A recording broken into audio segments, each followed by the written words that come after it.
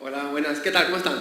Bien. ¿Bien? Bueno, muy bien. Para mí es una alegría estar aquí. Me siento muy honrado con esta posibilidad de hablarles, de transmitirles mi pasión por la ciencia, mi visión de la comunicación. Así que quería empezar dando unas gracias a todos los presentes, a Gabriel por la invitación y en particular darles la enhorabuena por estos 30 años porque yo creo que es un hito gigantesco. Yo creo que ya lo han mencionado, es algo fantástico que hayan conseguido perdurar y hayan conseguido ampliar esta apuesta por la comunicación, por la educación y por la cultura. Así que, bueno, yo creo que un gran aplauso por esos 30 años que se tienen que dar a sí mismos. Esto es... Bien, yo ayer llegué a la cena y me presentó Gabriel a todos los presentes. Me sentí muy feliz de estar rodeado de profesionales de la comunicación y yo venía con traje, con chaqueta, venía súper elegante y mi primera sensación fue de relájate, me dice Gabriel, estamos en familia. Que es precisamente lo que dijo antes la señora ministra. Qué bonito, ¿no? Y qué rápido me sentí en familia. Así que lo primero que le dije fue gracias por admitirme en esta pequeña familia, pequeña y gran familia, y lo primero que hago es romper el protocolo y acercarme aquí a ustedes tranquilamente, porque en familia se habla así más cercanamente, ¿no? Pues desde esta posición de familia, lo primero que sentí cuando me llamaron a dar esta conferencia fue vértigo. Y fue un vértigo causado por estar delante de gente que sabe tanto de comunicación, que ha dedicado su vida a transmitir conocimiento a través de los medios audiovisuales. Y yo me voy a llamar un Mowgli de la comunicación. Aquí intentando transmitirles algo que les pueda aportar. Le digo que soy un pequeño Mowgli, porque antes me presentaron, soy ingeniero, soy un Sheldon Cooper de la ciencia, soy ingeniero pero físico de partículas, me doctoré en física de partículas en el CERN, en Ginebra, donde se hacen colisiones de partículas para recrear el origen del universo. Me costó 10 años de estudios, yo soy una rata de biblioteca, estudiando intensamente para llegar hasta allí, para cumplir mi sueño de aportar algo a la humanidad, un descubrimiento que fuera significativo, y finalmente lo conseguí ese 4 de julio de 2012, vamos a hacer ahora 10 años. Decía que para mí fue un gran hito formar parte de esto, que se cumple ahora 10 años, el 4 de julio, ese gran descubrimiento del bosón de Higgs. Cuando acabó ese momento, cuando surgió esta partícula y yo había logrado este gran sueño de juventud, lo primero que me pregunté a mí mismo fue, ¿ahora qué, no? Y me di cuenta que me había apasionado a la ciencia gracias a la comunicación. Yo descubrí la física de partículas gracias a los libros, a las series, a los documentales que veía en televisión, y tanto le debía a eso que creía que era el momento de devolverlo. Así que me volví comunicador científico y estos 10 últimos años me he dedicado desde bares haciendo stand-up, he estado en discotecas, teatros, museos, he viajado como una especie de guerrillero de la ciencia y la comunicación, yendo a todos los lugares, intentando transmitir la ciencia al público lo más cercano posible y finalmente en las redes sociales. Así que lo que le quiero transmitir en esta pequeña ponencia es lo que he aprendido en estos 10 años de activismo científico, donde he intentado divulgar, como he dicho, una especie de Mowgli de la ciencia, sin ningún tipo de conocimiento en comunicación, intentando aprender sobre la marcha, haciendo vídeos, acercándome a la gente, e intentando transmitir a la gente mi pasión con las pocas herramientas que yo tenía. Y las cosas que he aprendido les van por comunicación y van por ciencia. En comunicación, ya dije que era una especie de Mowgli, así que perdone si soy muy salvaje, porque lo que más he aprendido en comunicación es algo que posiblemente sea inapropiado decirles aquí, pero es que están muy viejos. Todos estamos muy viejos, yo también estoy viejo.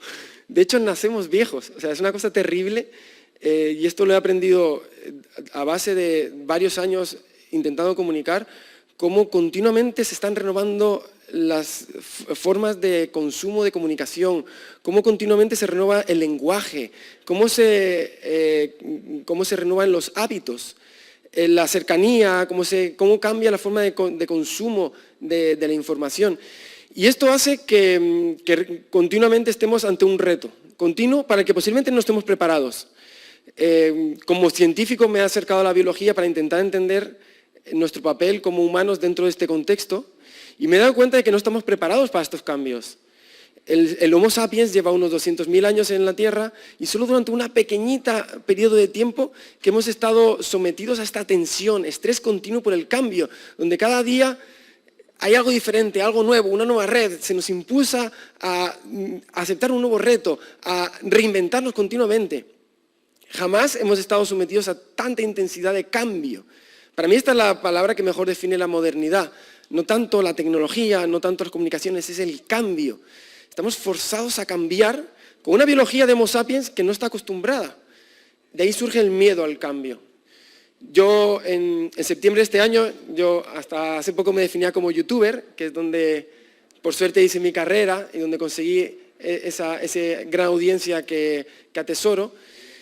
En septiembre de 2012, de este año, perdona, de 2021, decidí dejar YouTube. Para mí fue un gran riesgo, fue un gran cambio. Pero ese gran riesgo, ese gran cambio viene impulsado por algo así.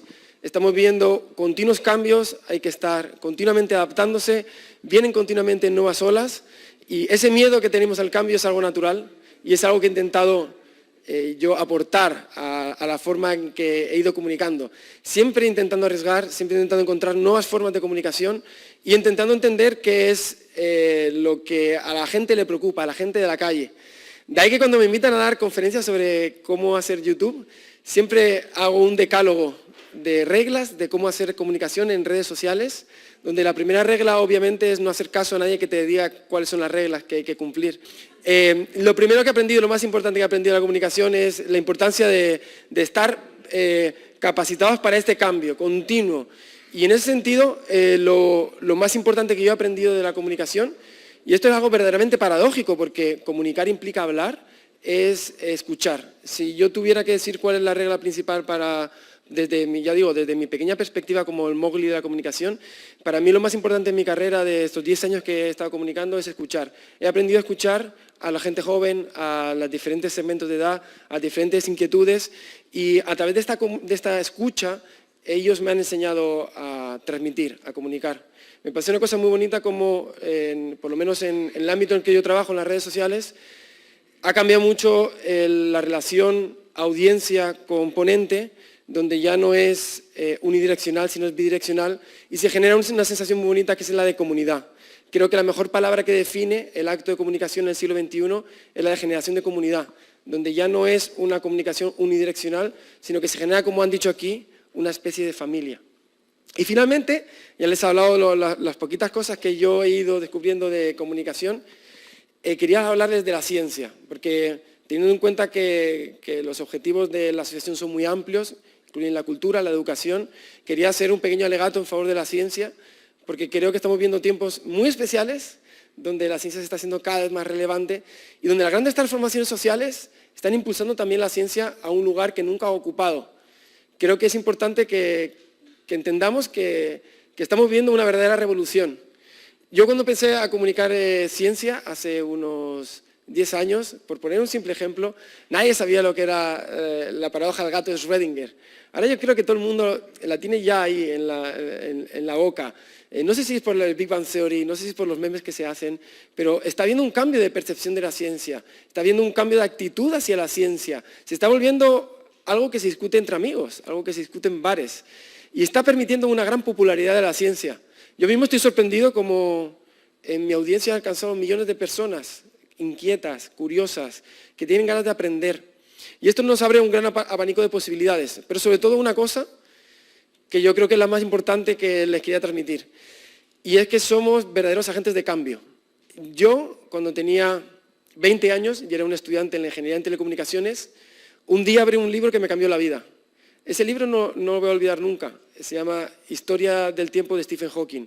Ahí oí hablar por primera vez de partículas subatómicas, oí hablar de la creación del universo y por primera vez oí hablar del bosón de Higgs, partícula que 8 años después ayudaría a descubrir yo.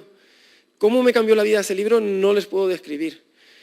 Cuando voy a congresos de científicos o ambientes nerds de ciencia, ya saben a qué me refiero, una de las cosas que suelo preguntar a la gente asistente es ¿por qué eres científico? Y siempre, todos tienen el recuerdo exacto de cuando se volvieron científicos. En mi caso fue un libro, en otros casos fue un documental, fue una serie, fue una película, fue un programa que ha podido hacer la asociación. No sé si saben, si son conscientes de la capacidad que tienen de transformar vidas, de transformar personas y de transformar a toda la sociedad. Porque como decía Carl Sagan, vivimos en una sociedad terriblemente dependiente de la ciencia y la tecnología, donde apenas entendemos qué es la ciencia y la tecnología. Y esto es un auténtico una auténtica receta hacia el fracaso. Así que creo que estamos navegando, gracias a la comunicación y este tipo de asociaciones, este tipo de alianzas, hacia sociedades más conscientes del verdadero valor de la ciencia, una mayor percepción de lo que significa una sociedad científica, lo entretejida que está y lo dependiente que es de la ciencia y la tecnología. Y lo estamos ayudando a través de este tipo de redes. Es un factor multiplicativo, porque ese programa que están haciendo posiblemente haya 3 o 4 personas que se les iluminen los ojos como se me iluminaron a mí abriendo ese libro. Habrá 3 o 4 personas que ese día digan, yo quiero ser científico, como esa persona que vi en la televisión, y esa misma persona genera ese mismo amplio abanico de personas creando una pirámide que se propaga en el espacio y que consigue, pues como digo, postergarse en el futuro. Así que simplemente quería darles un aplauso como agentes de cambio, quería incitarles a que continúen esa gran labor que es la comunicación de la ciencia, aprovechando este momento histórico. Más o menos se van a cumplir unos 30 años desde que Carl Sagan creó la serie Cosmos. Es la serie más vista, fue la serie más vista de la historia de la humanidad, con millones y millones de personas que la vieron en todo el mundo. Carl Sagan mostró el camino, no tenemos excusas. Él demostró que la ciencia sí interesa, que la gente sí quiere saber ciencia, y como una sociedad científica, una sociedad con cultura científica, es una sociedad más libre, es una sociedad más preparada y es una sociedad menos frágil respecto al engaño y la mentira. Hemos vivido una situación muy conflictiva donde todos hemos sufrido personal y colectivamente. Creo que el COVID nos ha mandado grandes mensajes, como algunos de los que han dicho aquí los ponentes anteriores. Creo que uno de los mensajes muy importantes es que la ciencia nos ayuda en los problemas sociales y nos abre la mente. Así que como auténticos gestores de cambio, como auténticos vectores de cambio, les invito a que sigan el camino de Carl Sagan para hacer que la ciencia nos lleve a una sociedad más libre y una sociedad más justa. Muchas gracias. Y disculpe la audiencia por esos minutos de ponencia fantasma, donde no haya ponente. Muchas gracias.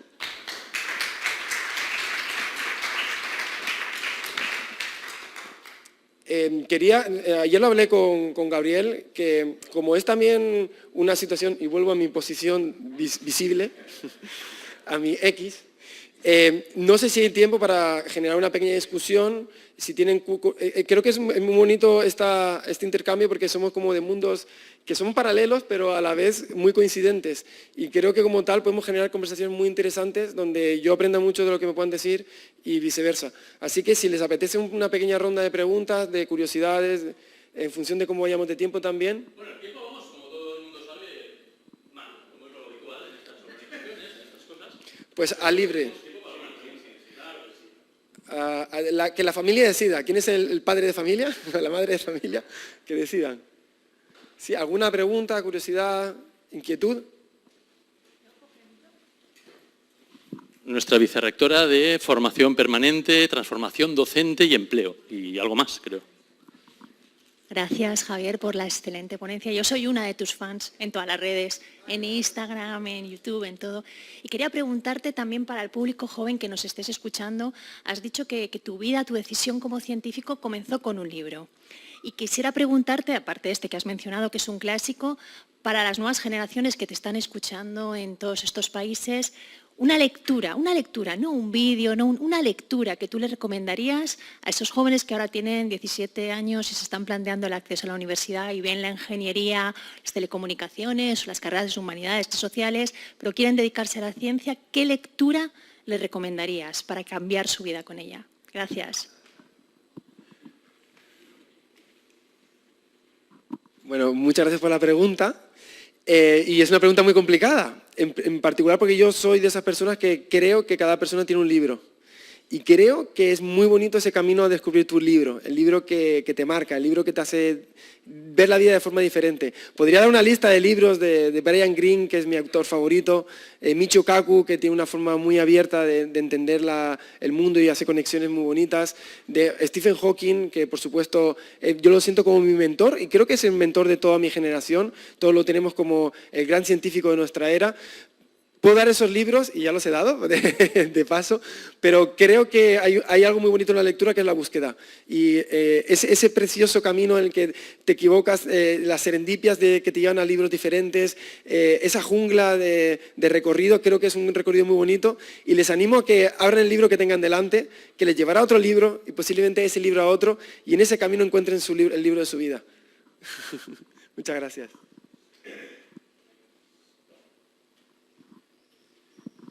Javier, bueno, pues una de las dudas o aportes que nos podrías hacer es, la mayoría de los que estamos acá somos gestores de televisiones, gerentes, directores, managers, productores de televisión pública, pero hoy la televisión pública tiene que nutrir a otras pantallas, es decir, pasó la época en que la televisión era solamente aquella que se veía en un lugar fijo, para hacer un conjunto multiplataforma. Digamos, la era digital le impuso dos grandes características, el acceso a Internet y la multipantalla. Desde tu experiencia como divulgador de ciencia y como influencer también, ¿qué recomendaciones nos podrías hacer para mejorar la gestión de nuestros contenidos de divulgación científica a través de las nuevas plataformas digitales? Muchas gracias, Gabriel, por la pregunta. El consejo que les daría, yo desde mi humilde posición, ya lo dije antes, que es el de escuchar.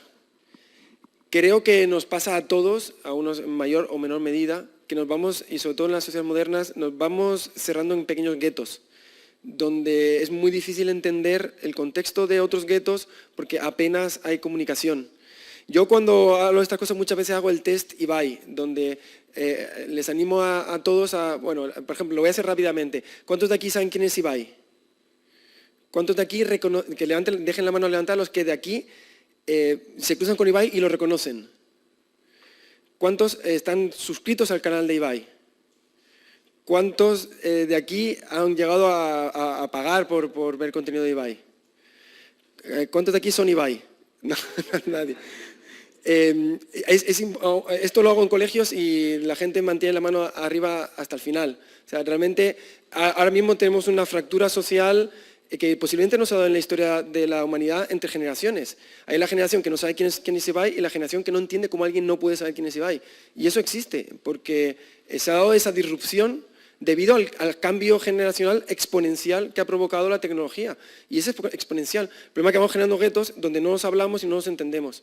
Entonces, mi mayor consejo, que es lo que yo aplico todos los días en mi vida, es escuchar. Escucho mucho a todo el mundo en todas las plataformas. Me meto en Twitter y escucho. Escuchar no literal, escuchar simplemente puede ser ver cuáles son las tendencias, entender qué es lo que le preocupa a la gente, preguntar mucho a los jóvenes, intentar meterme en su mundo, entender qué es lo que le preocupa, y todo eso te nutre a la hora de trabajar en otras redes, porque al final las redes son también pequeños guetos.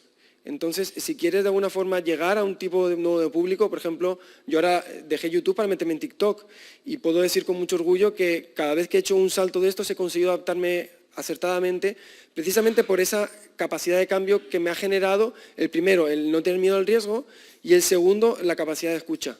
Entonces, he entendido muy bien, he sido adaptarme a los entornos diferentes, porque he primero generado un periodo de escucha muy interesante, donde he intentado entender cuáles son las inquietudes, cuáles son las modalidades, qué es lo que funciona, lo que no. Básicamente, lo que vendría a ser un estudio de mercado que podrían llamar una escuela de marketing o simplemente abrir la mente, que podrían decir en un aspecto más filosófico. Pero en cualquier caso, escuchar, yo diría que es la palabra más importante. Bueno, coincido plenamente contigo, con Carl Sagan. También he sido un seguidor. Antes fui un seguidor de Jacques Cousteau. No podía ser de otra manera. He trabajado también esa comunicación científica desde los años 90 tal. Hay una serie, pues, por supuesto, David Attenborough, ¿no? Estas grandes figuras que son científicos y que acaban siendo comunicadores en la paleotelevisión, yo estoy hablando casi ya de paleotelevisión porque estamos en otro mundo de multipantalla y demás. ¿Tú crees que hay comunicadores de ese nivel, de ese potencial, de esa empatía social, hoy en día que los van a sustituir, y no hablo ya de los grandes lobbies, o sea, hoy en día podemos tener multiplataforma, verlo desde una OTT, verlo desde canales, como tú estabas comentando, de otras redes que están por inventar y están a punto de salir, etcétera, etcétera. ¿Tú crees que realmente el impacto de estas tres personas que te he dicho, ¿no? Hoy tiene sustitución? Bueno, sí, también es una pregunta compleja e interesante. Y yo creo que sí, en particular, primero, porque el modelo americano siempre nos sirve también para ver el modelo. Nosotros muchas veces en muchas cosas vamos un poquito a la saga y podemos ver efectivamente cómo Carl Sagan rompió en muchos aspectos en divulgación científica y se ha generado toda una escuela de divulgadores que han sido sucesores de Carl Sagan. Hoy contamos con Brian Cox en Inglaterra, con Neil deGrasse Tyson, con tantos gentes, ¿no? Bill Nye, existen ahora mismo en la divulgación americana e inglesa, angloparlante, existe todo un abanico de grandes comunicadores que han tomado el relevo generacional. Nosotros en España creo que estamos viendo una era dorada en comunicación de la ciencia y divulgación, primero porque se han creado nuevos públicos, las redes sociales han permitido que chavales de 12 años, yo es que tengo experiencias que no les puedo relatar con palabras porque hay que verlas con tus ojos para poder entenderlas. He tenido niños de 12 años llorando porque se acercaban a mi conferencia. He visto en auditorios llenos, 2.000, 3.000 personas, he visto gente que viaja kilómetros y kilómetros para ver una conferencia de ciencia, padres, hijos, abuelos, unión familiar en torno a la ciencia. Estoy viendo cosas que antes eran absolutamente inimaginables y están ocurriendo. Y esto existe y les animo a que se acerquen a alguna de estas conferencias porque es verdaderamente revelador del momento que estamos viviendo. Es un momento disruptivo, es un momento revolucionario y creo que estamos viendo lo que se podría llamar una era dorada. Hasta la generación anterior a mí, en España era muy difícil profesionalizar la divulgación porque no había recursos y no había prácticamente audiencia. Esa barrera se ha roto desde hace un tiempo en la que gracias a este boom de la divulgación de la ciencia ya existe primero la audiencia, estamos hablando de millones de personas. Les voy a poner cifras porque yo mismo me asombro. Tengo en TikTok 2,7 millones y un crecimiento de un 8% semanal. 200.000 seguidores a la semana estoy ganando en TikTok. Estamos hablando de audiencias que en un año se pueden convertir en 10 millones, 15 millones. Estamos hablando de un público muy nutrido. O sea, ese público existe, está ahí. Y encima es joven. Es un público que va a perdurar, que va a mantener y que se va a postergar, que va a llegar, o sea, está ahí para quedarse. Entonces existe el público y existen los mecanismos para monetizarlo, ¿no? Para generar riqueza a partir de ello. De manera que se ha creado, yo creo que es la primera generación profesional de la divulgación donde ya no es un Carl Sagan que es investigador y tiene que estar fijo en la universidad y la divulgación la hace por hobby, sino que son personas que se han profesionalizado, que han vivido la comunicación como una profesión y por lo tanto han llegado a ese nivel de profesionalización. En ese sentido creo que sí, que hay un relevo generacional. Obviamente, pues esto que sale ahora en las noticias de el próximo Pelé o el próximo Maradona o el próximo Messi, que siempre están exagerando las televisiones, pasa lo mismo con la divulgación. Comparar con Carl Sagan siempre va a ser algo negativo para la persona que recibe la comparación, igual que con Cousteau. Cada persona que viene es distinta, da un toque distinto, pero si la pregunta es, ¿hay divulgadores científicos que puedan tener esa relevancia y ese impacto? La respuesta es sí. Que se puedan comparar con Sagan son palabras mayores, pero en cuanto a las posibilidades, existen. Está ahora mismo el terreno sembrado, está perfectamente todos los elementos puestos en su sitio en términos de audiencia, de capacidad y de conocimiento. Solo falta unirlos, entretejerlos y crear esa posibilidad porque realmente están, como digo, todos los ingredientes para conseguirlo. La comunicación de la ciencia es un activo actual, real, y solo falta encontrar el mecanismo para llevarlo un paso más que lo que falta. Ayer lo comentaba con Gabriel, tomar esos ingredientes y crear con ello un producto que tenga ese tipo de relevancia.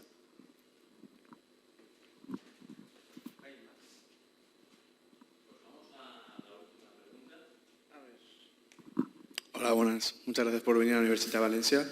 Soy Fernando del gabinete de la rectora de la universidad. Yo tenía interés en saber cómo ¿cómo te enfrentas tú, sobre todo en las redes o en el contacto con los más pequeños, con los nuevos lenguajes? Porque aparte de muchísimo anglicismo, hay muchísima cosa, lo comentaba hace poco yo con familiares míos, ¿no? Muchísima cosa que incluso yo teniendo 30 años, cuando hablo con una persona de 20, noto que hay cosas que no sé a qué se están refiriendo. Claro, entonces hacer divulgación a diversos públicos, por encima de los 30, por encima de los 40 y por debajo de los 20, tiene que ser prácticamente tener un cajón para cada público para que te puedan entender, ¿no? Y hablar en su canal y en su lenguaje. ¿Cómo lo llevas? Es la pregunta, básicamente. Bueno, pues muchas gracias por la pregunta. La verdad es que vuelvo a la palabra de antes, la de escucha, porque es fundamental y está en todos los lados. Me dedico mucho tiempo a escuchar y a entender los hábitos de comunicación, los lenguajes y los códigos. Es todo, es multidimensional. O sea, la comunicación involucra todo. Gestos, formas de hablar, costumbres. Tenemos un lenguaje común. Si juegas ciertos videojuegos, pues entiendes ciertos entornos, ciertas circunstancias. Entonces, es una dedicación que uno puede hacer en ese ámbito de escucha para entenderlo. Una vez lo entiendes, aplicarlo. La realidad es que yo intento llegar al público general y por suerte estoy llegando a diferentes rangos de edad que precisamente lo consigo en base a eso, a entender la comunicación como algo global y luego lo aplico en función de la plataforma o del momento. Si yo estuve en una escuela, posiblemente habría vestido de otra manera, habría tenido otra actitud diferente y unos rasgos de comunicación diferentes. Entonces lo que hago yo es primero escuchar y entender a través de la empatía qué es lo que a la persona que me escucha le interesa de lo que yo sé y a través de ese estudio y esa reflexión personal intentar adaptar lo que voy a contar a lo que la persona le puede ser significativo en su vida. Entonces es un ejercicio complejo que intento hacer continuamente y existen esos cajones, claro que existen. Intento crearlos en base a escucha y aplicarlos en base al momento y el lugar en el que me encuentro. 30 años, que sea el 30 aniversario de ATEI, que sea 30 años del TAU. Tanto 30, solamente falta que el 25 asamblea. Si hubiese sido 30, hubiese sido todo redondo. Pero muchas gracias por tu intervención.